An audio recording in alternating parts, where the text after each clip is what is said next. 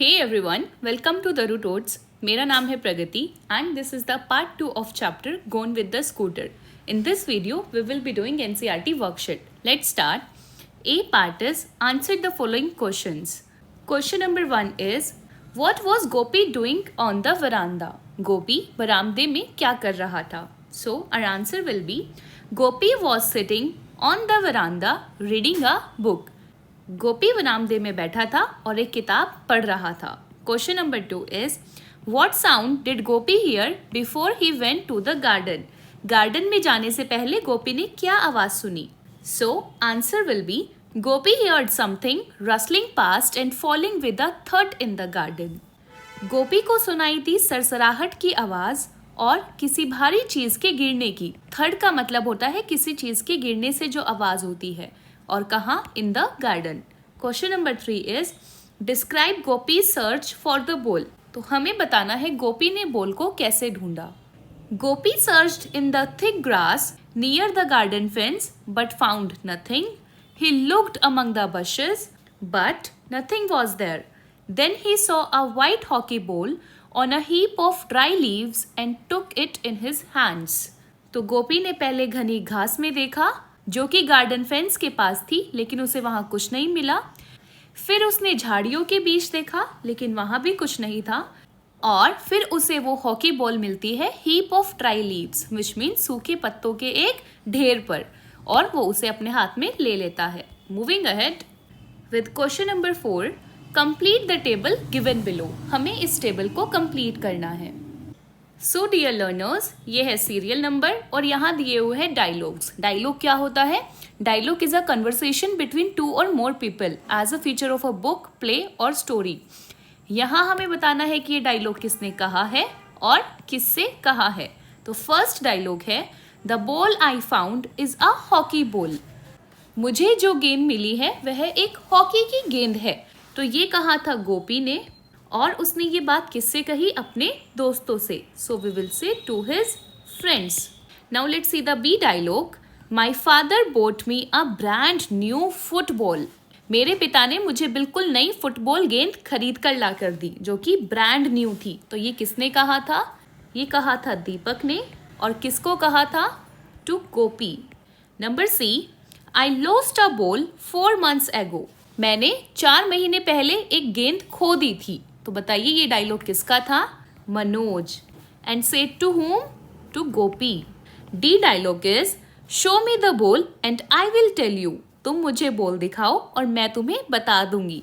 The dialogue was said by Ramani to Gopi. Now children, let us see the next question. Question number 5 is who grabbed the ball from Gopi? How did the game start?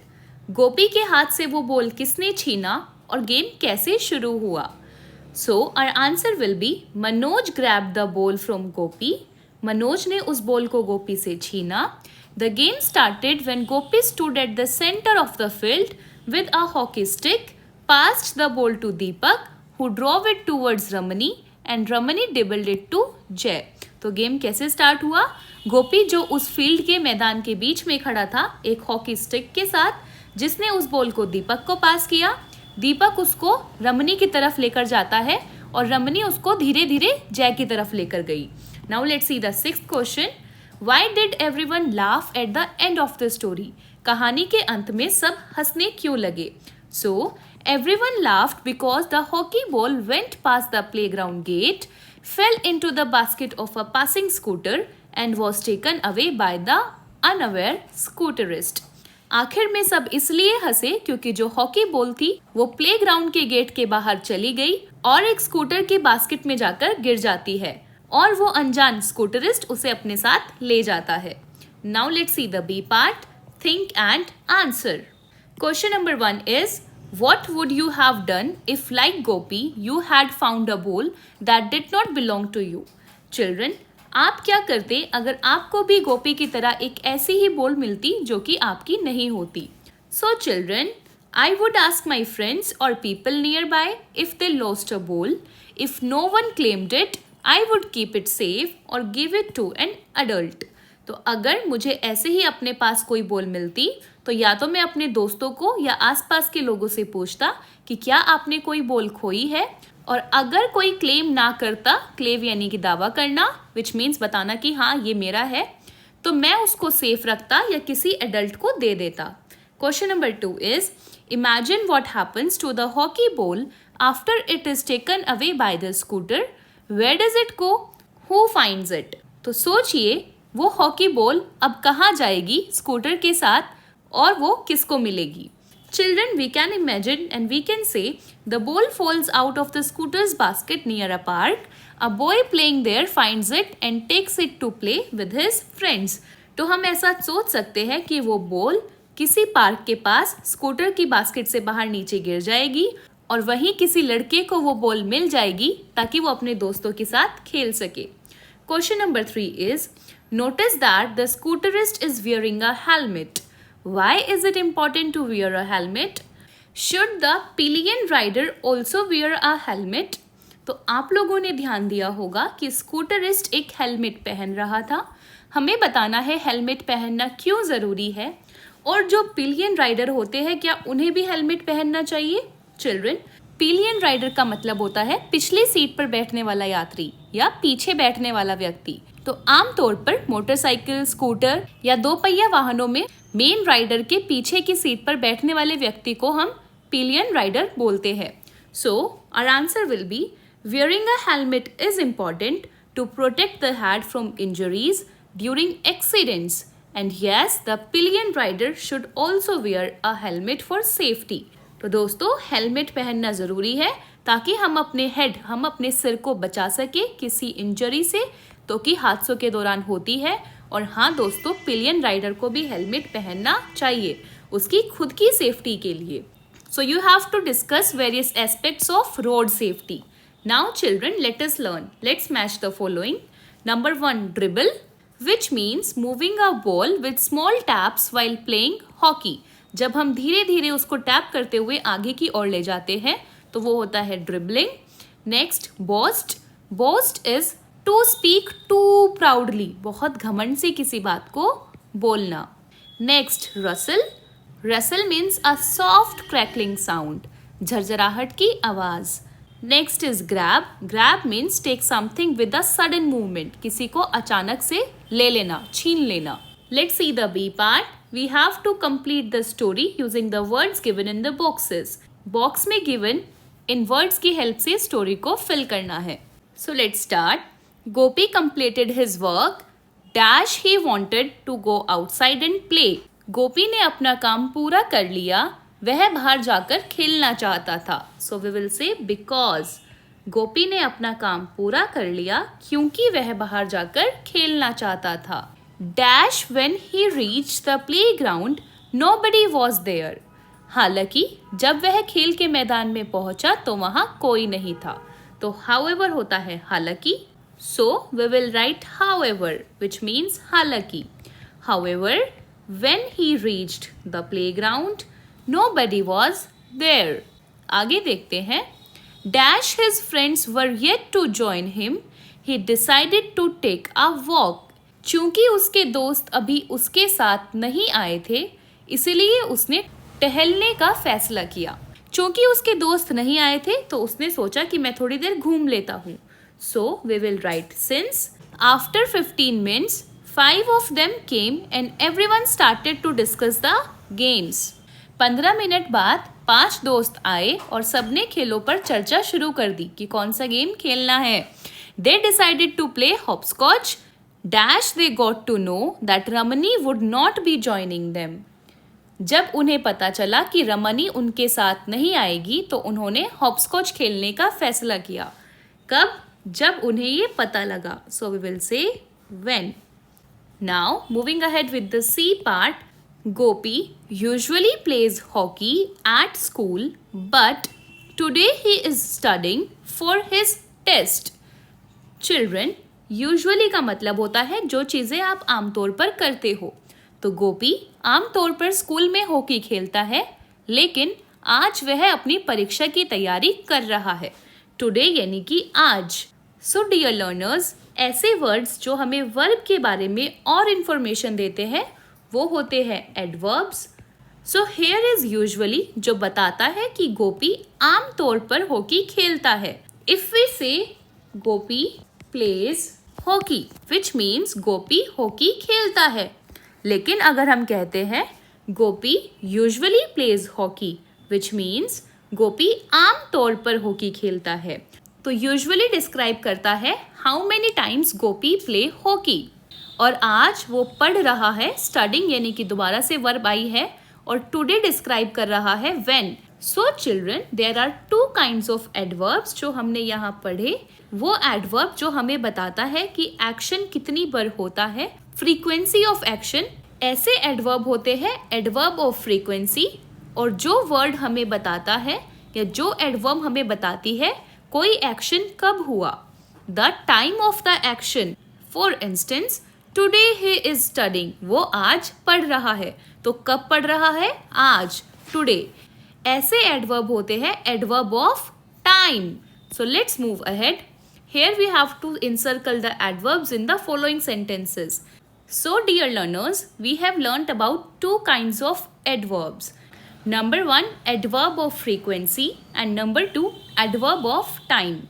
Adverb of frequency हमें बताता है how many times the action happens, कि कोई काम कितनी बार होता है या हुआ है. And adverb of time tells us time of the action, कि कोई काम किस समय हुआ है. So children, here we have to encircle the adverb. A part is Gopi immediately got up and ran into the garden. गोपी तुरंत उठा और बगीचे में भाग गया. तो immediately होता है तुरंत से उठना. So if I ask when did Gopi get up, गोपी कब उठा, तो आपका आंसर होगा immediately. So ये है time of the action, तो हमारा आंसर होगा time adverb. B part is Shama often writes in her diary. Shama अक्सर अपनी डायरी में लिखती है. ऑफन रिप्रेजेंट करता है अक्सर लिखना. तो if I ask how many times does Shama write, Shama कितनी बार लिखती है, so we will say often, अक्सर लिखती है. तो ये हुआ एक frequency adverb. Next C part is all his friends regularly gathered to play hockey. उसके सभी दोस्त नियमित रूप से हॉकी खेलने के लिए इकट्ठा होते थे. जो हमें वर्ब के बारे में और इन्फॉर्मेशन देता है वो होता है एडवर्ब, दैट इज रेगुलरली. तो रेगुलरली रिप्रेजेंट करता है नियमित तौर से, जो काम हम नियमित तौर से कर रहे हैं, रेगुलरली करना. तो ये हुआ एक frequency adverb. D part is I always complete my homework. मैं हमेशा अपना होमवर्क पूरा करता हूँ. तो ऑलवेज हमेशा रिप्रेजेंट करता है how many times. How many times did he complete his homework, वो अपना काम कितनी बार पूरा करता है, हमेशा. So we will say always is a frequency adverb. E part is yesterday I ate an ice cream after lunch. कल मैंने दोपहर के भोजन के बाद आइसक्रीम खाई. So if I ask when did I eat an ice cream, मैंने आइसक्रीम कब खाई, so answer will B yesterday, कल. तो कल हमें बताता है टाइम ऑफ द एक्शन, कि ये काम कब हुआ. तो येस्टरडे हुआ एक टाइम एडवर्ब. चिल्ड्रन, हम टाइम एडवर्ब को यहाँ सर्कल कर देते हैं और फ्रीक्वेंसी एडवर्ब को इनबॉक्स में लिख देते हैं. F part is Monica never eats junk food. Monica कभी जंक फूड नहीं खाती. नेवर यानी कि कभी नहीं करना. So if I ask how many times does Monica eat junk food, Monica junk food कितनी बार खाती है, so our answer will be never, कभी नहीं खाती. तो ये हुआ एक frequency adverb. G part is now they are going to sing their favourite song. अब वे अपना पसंदीदा गाना गाने वाले हैं. So children, if I ask when are they going to sing their favourite song, वो अपना फेवरेट सॉन्ग कब गाने वाले हैं, और आंसर विल बी नाउ, अब. तो ये हुआ एक टाइम एडवर्ब. आई गेस आपको फ्रीक्वेंसी एडवर्ब और टाइम एडवर्ब के बीच डिफरेंस समझ आया होगा. ऐसे एडवर्ब जो हमें बताते हैं कोई एक्शन कितनी बार होता है या हुआ है, वो होते हैं फ्रीक्वेंसी एडवर्ब्स. और ऐसे एडवर्ब्स जो हमें बताए कि वो एक्शन किस समय हुआ, for instance immediately, yesterday, now, today, tomorrow, ये होते हैं time adverbs. So what we learned? The meaning of the adverbs, and we also learned the difference between adverbs of frequency and adverbs of time, जो हमने daily life के example से सीखा. For adverbs of frequency, we have to answer the question how many times. Adverb और frequency जानने के लिए हमें आंसर करना होता है कि कोई काम कितनी बार हुआ है. For adverbs of time, answer the question when. Adverbs of time बताने के लिए हमें इस क्वेश्चन का आंसर करना है व्हेन, कि कोई काम कब हुआ. Now moving ahead, let us listen. Here you have to draw a few big dry leaves at the centre with no gap between the leaves. और हमें ड्रॉ करनी है एक ball in the middle of the leaves. हमें इस space में dry leaves को draw करना है और उसके बीच में हमें एक बॉल को बनाना है. साथ ही हम उसमें कुछ ट्विग्स भी ऐड कर सकते हैं. ट्विग्स बोलते हैं छोटी छोटी टहनियाँ. Children, you can colour leaves yellow and brown, और ट्विग्स को तो ब्राउन कलर ही करना है. And lastly, now you have found the ball. तो चलिए ड्रॉ करते हैं.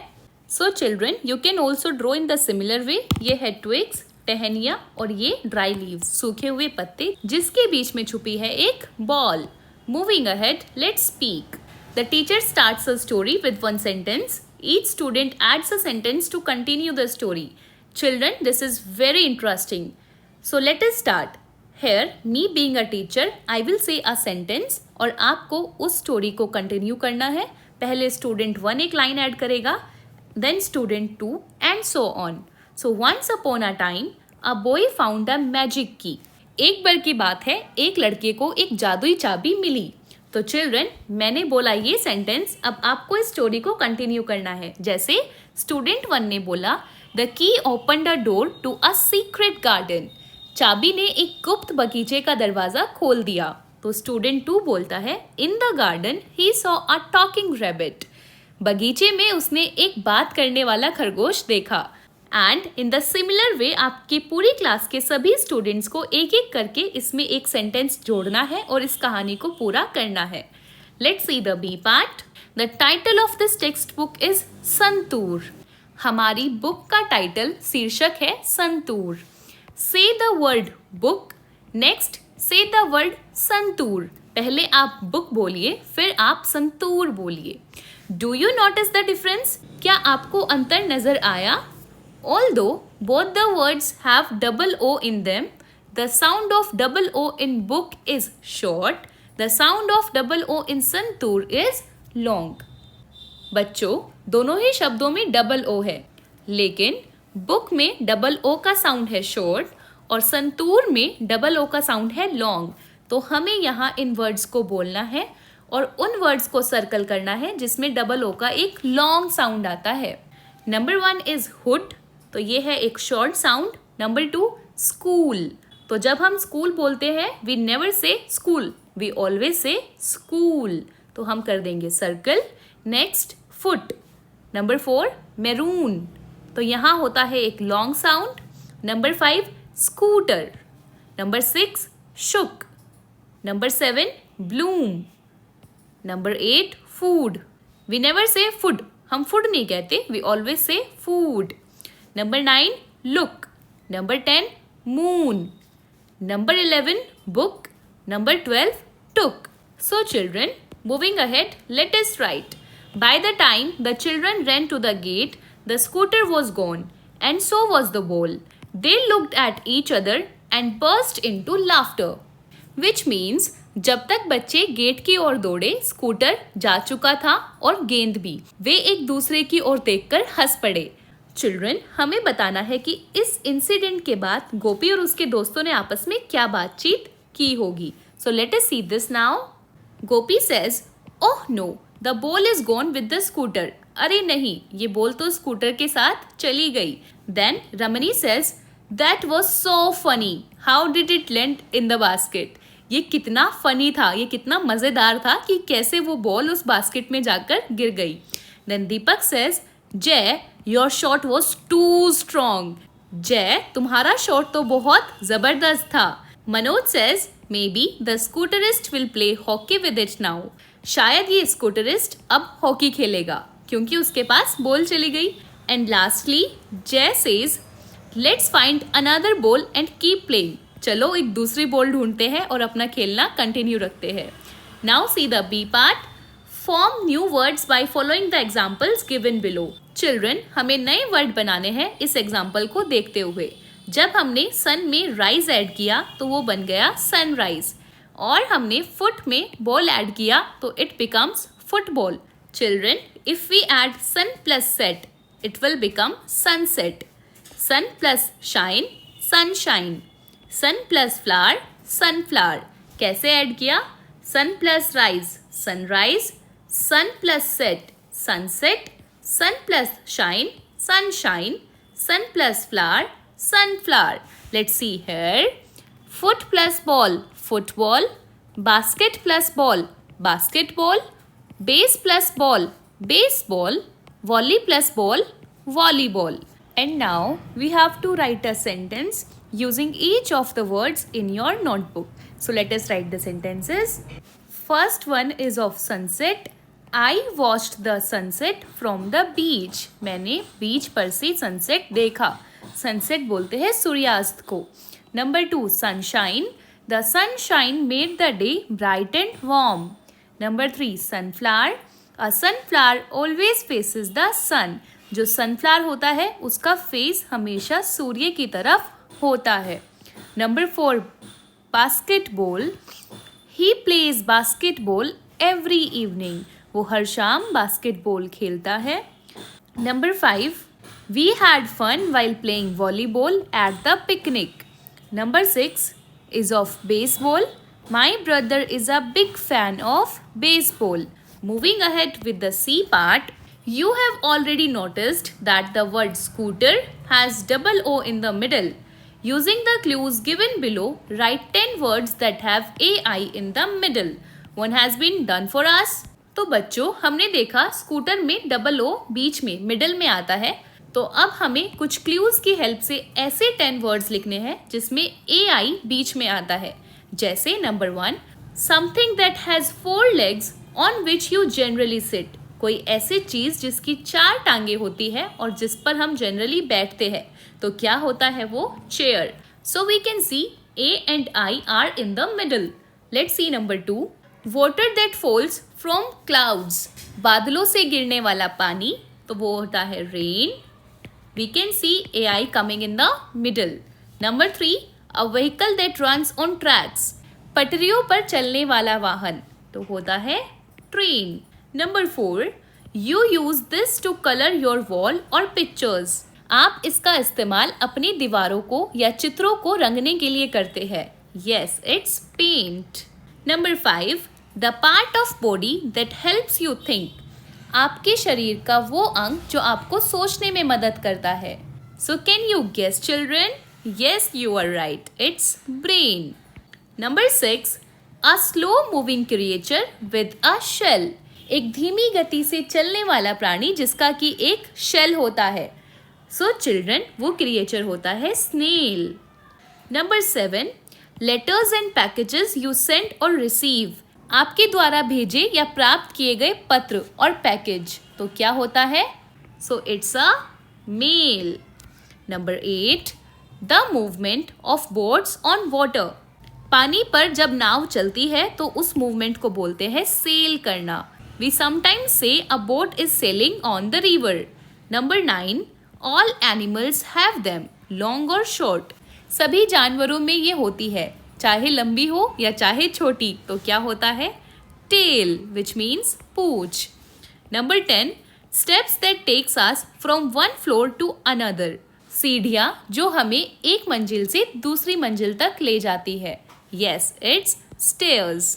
तो स्टेप्स बोलते हैं सीढ़ियों को जो हम एक फ्लोर से दूसरे फ्लोर पर जाने के लिए यूज करते हैं। Moving ahead, let us do. So now children, you have to prepare a board game to play tigers and goats.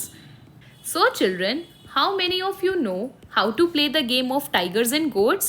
Here we have tiger and goat. इसको बनाने के लिए हमें लेना है एक पीस ऑफ कार्डबोर्ड जिस पर हम एक चार्ट पेपर पेस्ट कर देंगे और इस पैटर्न को बना लेंगे जो कि यहाँ दिखाया हुआ है। उसके बाद हम 2 तरीके के पेबल्स पत्थर इकट्ठे करेंगे जिसमें 3 बड़े पत्थर होंगे और 13 छोटे पत्थर। हमें टाइगर वाली टीम के लिए उनको रेड कलर से पेंट करना है और जो पेबल्स गोट के लिए यूज होंगे उनको ग्रीन कलर से पेंट करना है। टाइगर के लिए 3 सेम कलर की कंकर होगी और गोट के लिए 13 सिमिलर कलर की पेबल्स होगी। तो हम यहाँ देख सकते हैं ये 3 है टाइगर के पेबल्स और ये 13 है गोट के पेबल्स। चिल्ड्रन, इस गेम को खेलने के लिए 2 प्लेयर रिक्वायर्ड होते हैं, एक जो टाइगर को रिप्रेजेंट करता है और दूसरा जो कि गोट को रिप्रेजेंट करता है। चिल्ड्रन, इस गेम को खेलने के रूल्स यहाँ लिखे हुए हैं, आप इसको ध्यान से पढ़ सकते हैं या आप अपने घर में किसी से भी इस गेम के बारे में पूछ सकते हैं। It's very easy and it's very interesting. बहुत दिलचस्प गेम ये होता है। Moving ahead, let us explore. We have to prepare a chart with the following categories. यहाँ हमें बताना है name of the game which means खेल का नाम, और फिर हमें बताना है कि वो एक आउटडोर गेम है या इंडोर गेम है। नंबर 3 कॉलम में हमें बताना है प्लेयर्स नीडेड, कि जिस गेम को हमने मेंशन किया है उसमें कितने प्लेयर्स रिक्वायर्ड है। और सबसे लास्ट में हमें बताना है इक्विपमेंट नीडेड, विच मीन्स हमें उसके लिए क्या क्या उपकरण की आवश्यकता होगी। जैसे अगर आप बैट बॉल खेलते हो तो आपको चाहिए एक बैट, बॉल और भी कई सारे इक्विपमेंट्स। तो चलिए स्टार्ट करते हैं। नंबर 1 इज कबड्डी, जो कि एक आउटडोर गेम है। आउटडोर यानी कि जो हम घर के बाहर खेलते हैं, पार्क में या गार्डन में, और इंडोर होते हैं जो हम अपने घर के अंदर खेल सकते हैं। तो कबड्डी एक टीम गेम है जिसके लिए हमें कोई भी इक्विपमेंट नहीं चाहिए। Number 2 cricket, which is an outdoor game, जो कि एक टीम गेम है that requires bat, ball and stumps. Number 3 badminton, indoor game जिसमें 2 या 4 प्लेयर चाहिए होते हैं, that requires racket, shuttlecock and net. Number 4 football, which is an outdoor game, जो कि टीम गेम है जिसके लिए we need football and goal post. Number 5 table tennis, which is N indoor game that requires 2 to 4 players, जिसके लिए equipments चाहिए bat, ball, table, net. Number 6 kho kho, which is an outdoor game and a team game, जिसके लिए हमें कोई भी equipments नहीं चाहिए, नील यानी कि कोई इक्विपमेंट्स नहीं चाहिए। Number 7 basketball, which is an outdoor game that requires team, जिसके लिए we need ball and basket. Number 8 volleyball, which is an outdoor game, a team game that requires again a ball and a net. Number 9 chess, which is an indoor game that requires 2 players और हमें equipments चाहिए एक chess board और pieces. Number 10 is hockey. Hockey is an outdoor game and a team game that requires stick, ball and goal post. जो हमने इस chapter में भी देखा, there was stick, ball and goal post. Now let's see the B part. Write a mini biography about a famous sports person of your choice. You may use the following hints. तो बच्चों, आपको अपने पसंद के किसी भी प्रसिद्ध खिलाड़ी के, किसी भी फेमस प्लेयर के लिए एक बायोग्राफी लिखनी है। बायोग्राफी का मतलब होता है उनकी लघु जीवनी लिखना। तो आप इन हिंट्स का यूज कर सकते हैं, जैसे कि स्पोर्ट्स पर्सन का नेम, वो किस लिए जाने जाते हैं, उनका कब और कहाँ जन्म हुआ, उनकी क्या अचीवमेंट्स है, क्या उपलब्धियां है, और वो क्यों एक इंस्पायरिंग पर्सन है। So let's take the mini biography of one of the very popular cricket players, Sachin Tendulkar. Name of the sports person is Sachin Tendulkar. He is famous for cricket and he was born on April 24th, 1973 in Mumbai, India. What are his achievements? He is the first cricketer to score 100 international centuries. He won the Bharat Ratna, India's highest civilian award in 2014. And why he is famous and inspiring? Sachin Tendulkar is known as the god of cricket for his exceptional talent, hard work and dedication to the game. He has inspired millions of young cricketers around the world with his humility and sportsmanship. Sachin Tendulkar को उनकी असाधारण प्रतिभा, कड़ी मेहनत और खेल के प्रति समर्पण के लिए क्रिकेट के देवता के रूप में जाना जाता है। उन्होंने अपनी विनम्रता, ह्यूमिलिटी का मतलब होता है विनम्रता, और खेल भावना से दुनिया भर के लाखों युवा क्रिकेटरों को प्रेरित किया है। Now let's see the C section. Here we have to find out about a famous hockey player and talk about them. So let us talk about a famous hockey player. Children, Rani Rampal is a famous hockey player. Rani Rampal is one of the most famous Indian women's hockey player. She was born on December 4, 1994 in Haryana. Rani started playing hockey at a very young age and became the youngest player to play in the national team. She was the captain of Indian women's hockey team and led them to many victories, including winning a silver medal at the 2018 Asian Games. Rani is known for her dedication, leadership, and amazing goal scoring skills. She is a true inspiration for young girls who want to play sports. So here we have seen about the Rani Rampal, and now let's say what she is saying. I can name all the players of the Indian women's hockey team. Can you? ये लड़की कहती है कि मैं India की women's hockey team के सभी players को जानती हूँ. क्या आप भी जानते हो? तो चलिए देखते हैं.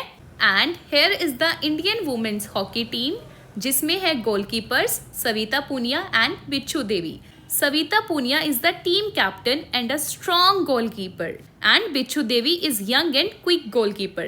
Let's talk about the defenders. Defenders क्या करते हैं? They protect the goal. वो गोल को प्रोटेक्ट करते हैं, जिसमें आती है निक्की प्रधान, उदिता, इशिका, अक्षता, अंजना, सुमन. Now let us talk about the midfielders. They pass the ball. And the players are Salima Tet, Vaishnavi, Sushila, Neha, Navneet, Sonika, Jyoti, Beauty.